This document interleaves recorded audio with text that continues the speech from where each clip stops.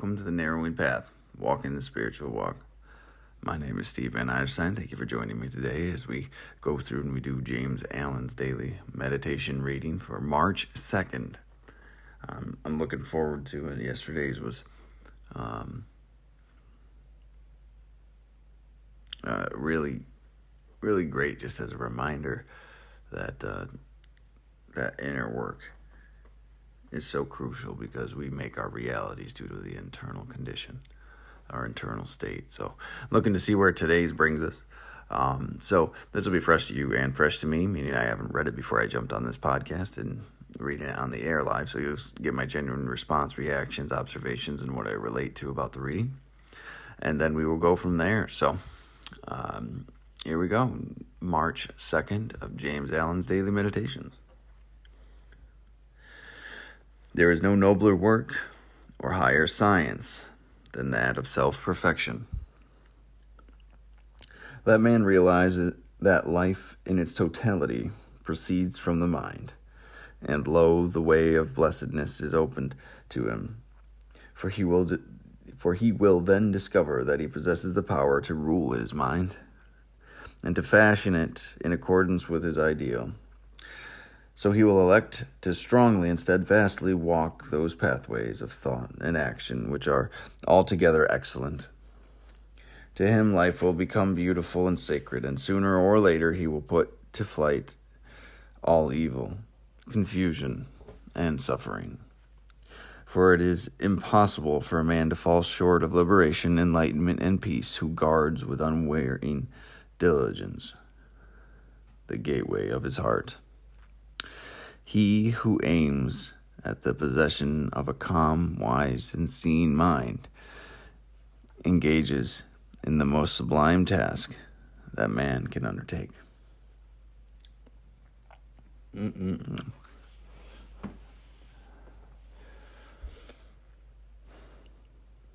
It's so good.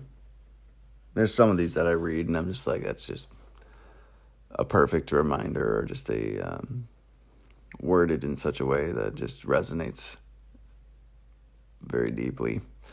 And I just really enjoy this one because some people get tired of doing the work. Some people don't understand why they should do the work. Some people just rest in their own current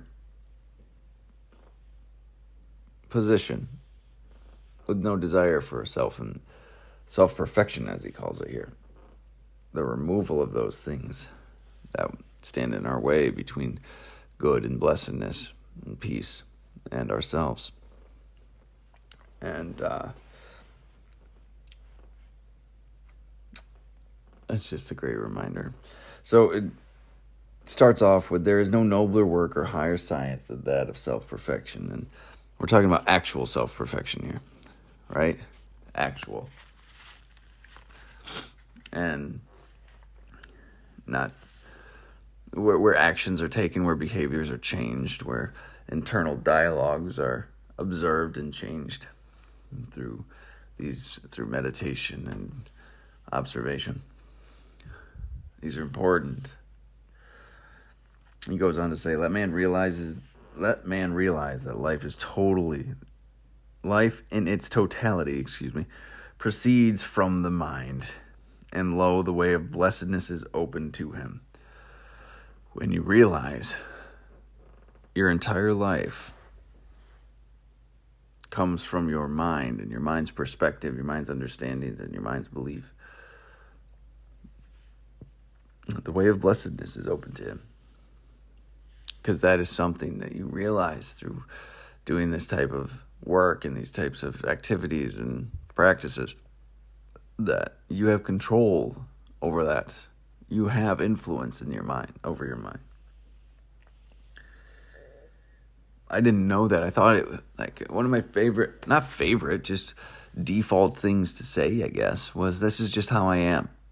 I really resigned myself to my old way of thinking and my old character defects, to my old ways of being and sense, or like a tiger never changes its stripes, a cheetah don't change its spots, whatever the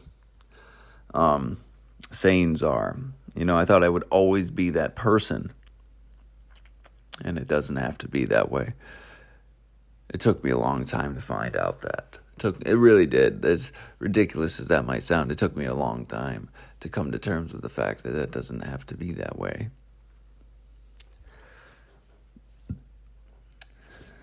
And when I realized I had the opportunity to change that, and how much of an impact it makes on my life when I can change something like that, it was incredible. I got so excited, so exhilarated to be able to actually just not think the same way I've always thought. I was trapped in anxiety, trapped in depression, trapped in self-hatred and misery. And I could walk out of that if I did the work necessary. He goes on to say, for he will then discover that he possesses the power to rule his mind and to fashion it in accordance with his ideal. So if you have an ideal, if you have a way you want to be, if you have understanding or a picture, that's what God is. The concept of God is to a lot of people their own ideal of how they would like to be, what they want to strive for. And if you have something like that you strive towards, for then he discovers that he possesses the power to rule his mind and to fashion in accordance with his ideal. You get to shape yourself into whatever you want to be. An honest person, a loving person, forgiving person, a person of service, discipline, courage. All of these things, they're powerful things we're talking about here, and you can have all of them. You can be a person of integrity, of inspiration, of hope. You can have these things, these charisma, whatever you'd like. You can form this stuff. They're within your possession. That's amazing. How encouraging is that? This is for you to grasp and hold on to and grow into. That's pretty amazing for me. I found that so encouraging. It goes on and say he will elect to strongly and steadfastly walk those pathways of thought and action which are altogether excellent. When you choose, and this is important wording right here, I think, because it says, so will he elect to strongly and steadfastly walk those pathways of thought and action, which are altogether excellent. Elect implies choice, not resign, not forced, not persuaded. Elect. When it is chosen as the best course of action to take. So he will choose to strongly and steadfastly walk those pathways. If you're not choosing to do this and you feel obligated or forced, it will not stick. You will not get permanent, lasting change if you do not have the deepest desire to change. I had to have that. I had to have the understanding that I was either going to change or die. And I wanted to live, but I knew I had a very clear understanding that I was not going to be able to live much longer the way I was living. And when I came to terms with that, I got to a place of willingness to choose to do it differently, to choose to grow, to choose to change, to choose to have that, to walk those strongly and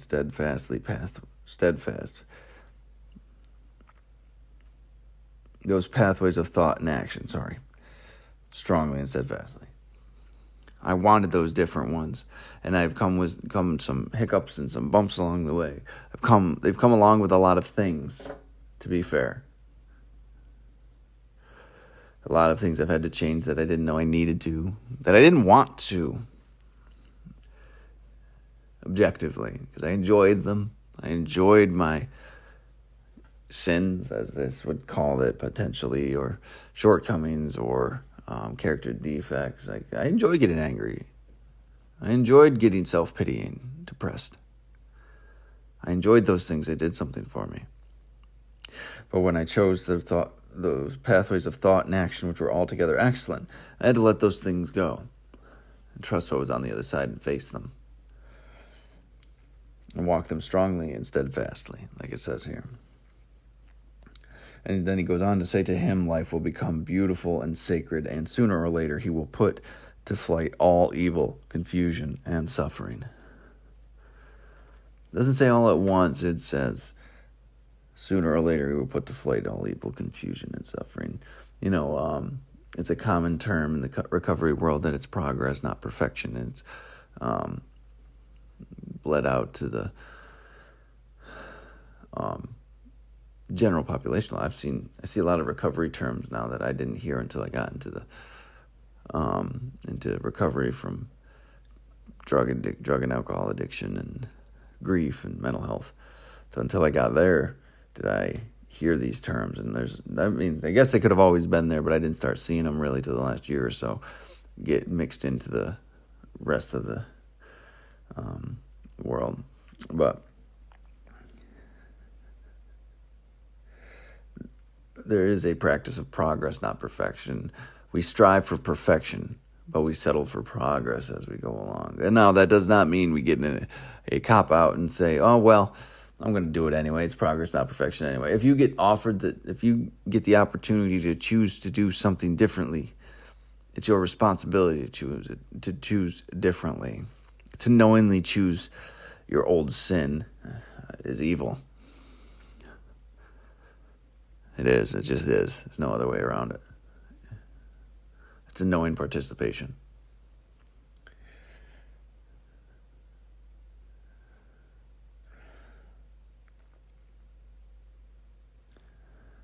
For it is impossible for a man to fall short of liberation, enlightenment, and peace who guards with unwavering diligence at the gateway of his heart.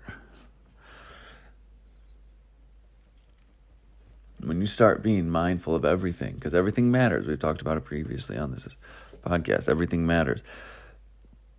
When you start to become aware of these things and all these things you want to change and changing all these behaviors, you start to guard against them. You're like, no, I don't need this in my life. That type of behavior, those types of actions, those types of sayings, you start to guard yourself against them. And that's been my experience. I let people into my life in certain ways because I know they behave differently than others. And that's something I'm grateful for. I know what I want and brought into my life and what I don't anymore. And not to say that's person, if it's a quality about a person that I'm disallowing in, then it's not a judgment on the person themselves, just a judgment on the behavior. So I may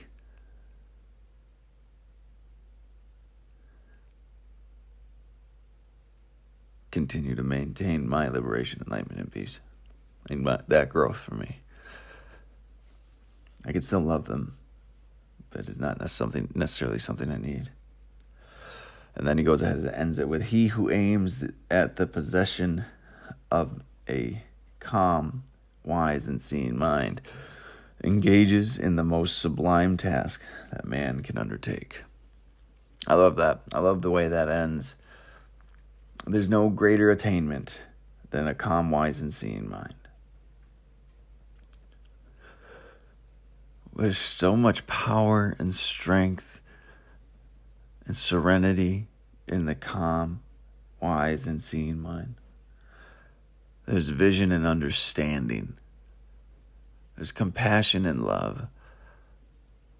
There's a mindfulness, the presence of it, for someone to be right there with you. It's an amazing thing, and it's something that I personally want to have in my life, and I continue to work towards, and I get moments of it, I get flashes and glimpses of it, but the reality is it's still something I have to work towards maintaining, and I'm just so grateful for it. And it's authors like this, they remind me and give me the hope that is attainable, because sometimes I wonder, is this good enough? Can I stop here? And then I have a reading like this today where it's like, no, keep going. All it does is get better, more peaceful, more calm, more serene, more loving, more forgiving, more powerful, more strength, more courage. All of these wonderful things more hopeful, faithful, inspirational, and more integrity. All those are just available for me to grab and hold on to. What a beautiful thing that is. So, great reading again today, of course. So I am looking forward to tomorrow's. March has been kicked off with quite a strong start for March, with placing the importance back on the value of doing this work and where it can get you. So I'm encouraged by it thoroughly, very, very much so encouraged by it. So thank y'all for joining me again today, though. And I look forward to March 3rd's reading. Until next time. Thanks.